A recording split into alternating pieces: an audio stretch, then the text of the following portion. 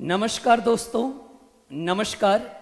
आपको पता है कि जो आज की तारीख है भारतीय इतिहास की एक अहम तारीखों में से है।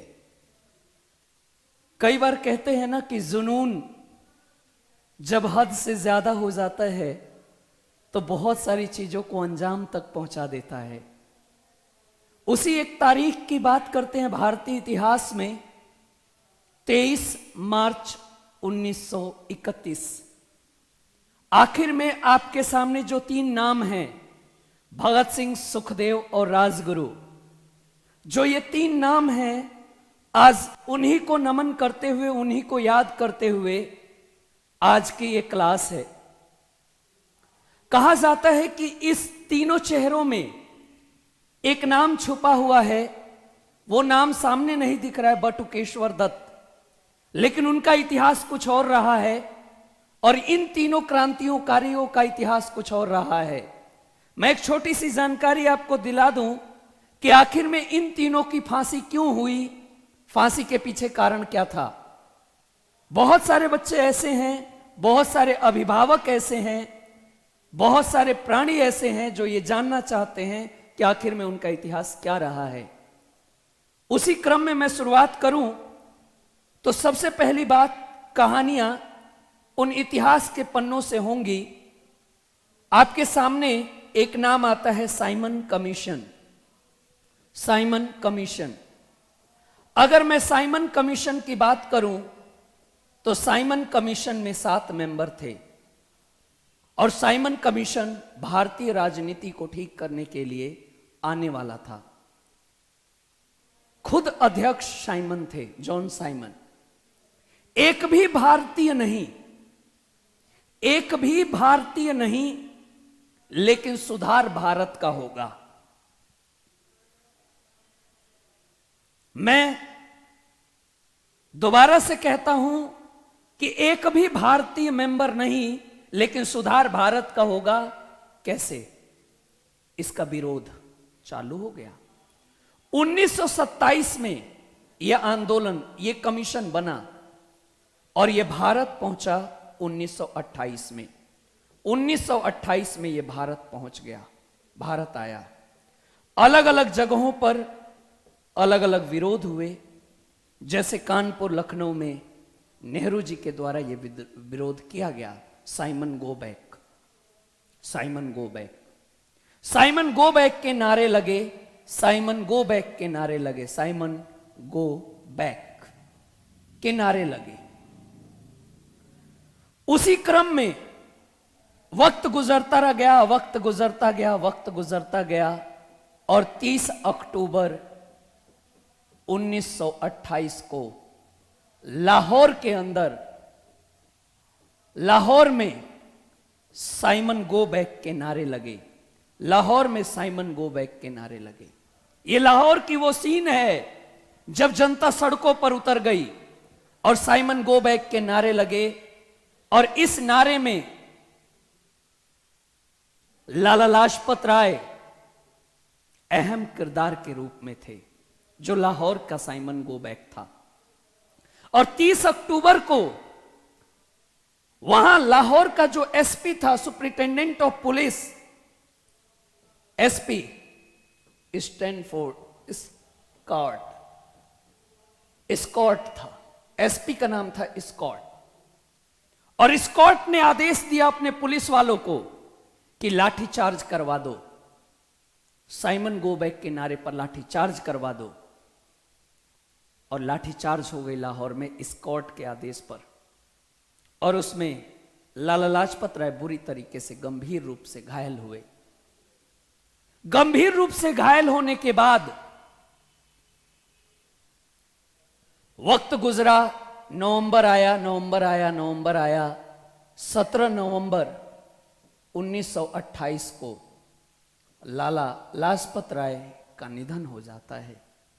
लाला लाजपत राय का निधन हो गया, मृत्यु हो गई। और इस मृत्यु ने भगत सिंह, सुखदेव और राजगुरु को इतना तोड़ दिया। अपने पिता तुल्य, अपने गुरु तुल्य मानते थे और बदला लेने के लिए तैयार हो गए कि मुझे स्कॉट को मारना है।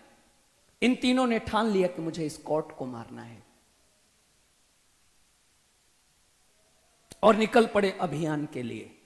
ठीक 17 नवंबर को लाला की मृत्यु हुई और 17 दिसंबर को ये पुलिस हेडक्वार्टर पहुंच गए। 1928 की घटना है। तीनों पहुंच गए, बंदूकें खींच ली, बंदूकें खींच ली। मैं आपको दिखाना चाहूंगा,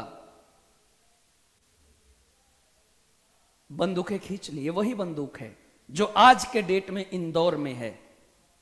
बीएसएफ बॉर्डर सिक्योरिटी फोर्स का जो म्यूजियम है इंदौर में, वहां रखा हुआ है। ये वही बंदूक है। और इन तीनों ने बंदूकें खींच ली।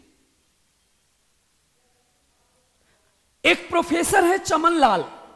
चमन लाल कहते हैं कि गोली चली, लेकिन पहली गोली तो राजगुरु ने चलाई। चमन लाल कहते हैं, जेएनयू के प्रोफेसर हैं।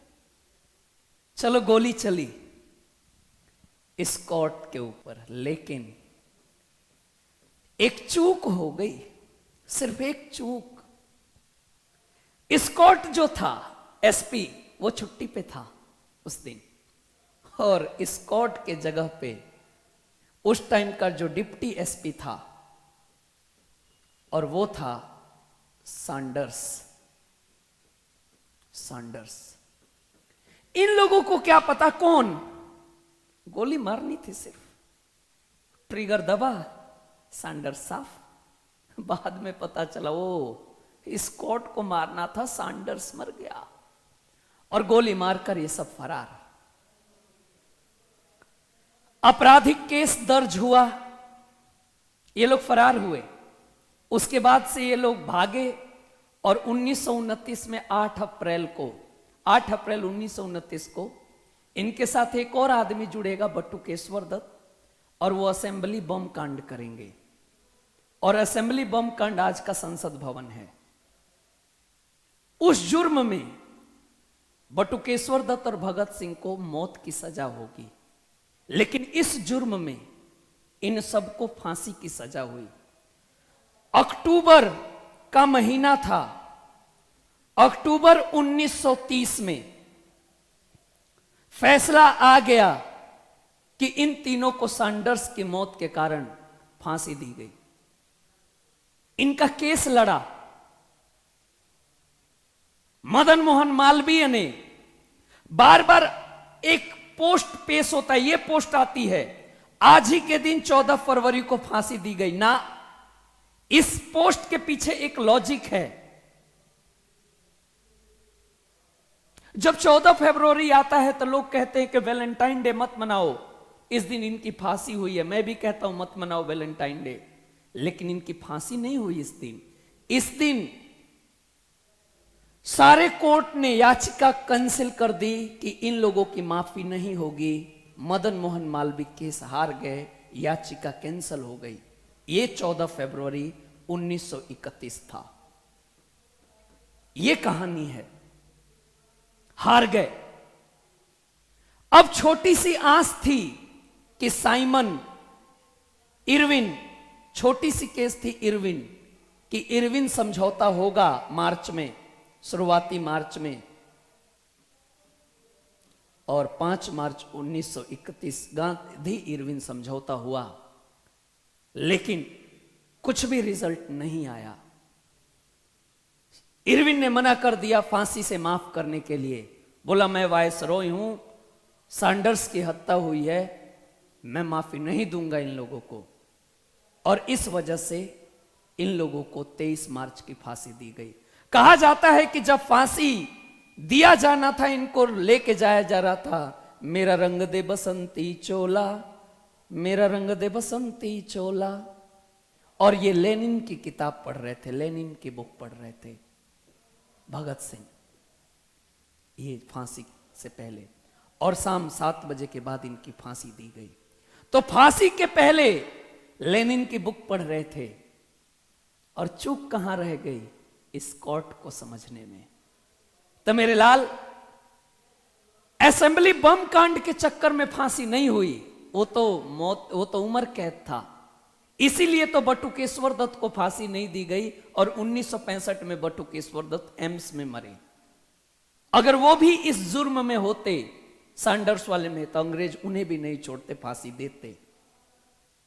तो मैं चाहूंगा कि बहुत बढ़िया से आपको समझ में आया होगा ये टॉपिक कि इनकी फांसी क्यों। 14 फरवरी जो आपके सामने ये दस्तावेज लगते हैं, इसकी रियल कहानी क्या है। तो मैं चाहूंगा तब तक के लिए नमस्कार, अलविदा, नमस्कार। समझ में आया होगा, एक छोटी सी चूक फांसी तक पहुंचा दिया। लेकिन याद रखना, मरना तो किसी को था ही ना, स्कॉट सही तो सैंडर्स ही सही। नमन है दोबारा से इन क्रांतिकारियों को कि इन्हीं की वजह से आज हम हैं, इन्हीं की वजह से दोबारा से इनको सत सत नमन। आज भी उतना ही प्रेम है आपसे। कहते हैं कि तेरी सूरत से उतना प्रेम नहीं था, लेकिन तेरी पहचान ने हमें प्रेम दिलाया। सूरत तो हजारों के पास होते हैं, तेरे कर्मों ने आज हमें जिंदा बनाया। तो इनके कर्मों ने हमें जिंदा बना रखा है। इन पर अगर कोई अभद्र टिप्पणी करेगा तो यह बर्दाश्त नहीं हो सकता है, चाहे कोई भी हो। किसी भी हद तक गुजरने की कवायदत रखते हैं। अगर इनके सामने कोई, इनके नाम पर कोई अगर दाग लगाने की कोशिश की तो नमस्कार, नमस्कार, नमस्कार। आज भी अंग्रेजों के रूह कांप जाते हैं जब इन जैसे चेहरों के नाम, इन जैसे व्यक्तियों के नाम सामने आते हैं। तो अलविदा, मैं चाहूंगा नमस्कार। फिर मिलते हैं अच्छे टॉपिक के साथ, तब तक के लिए नमस्कार।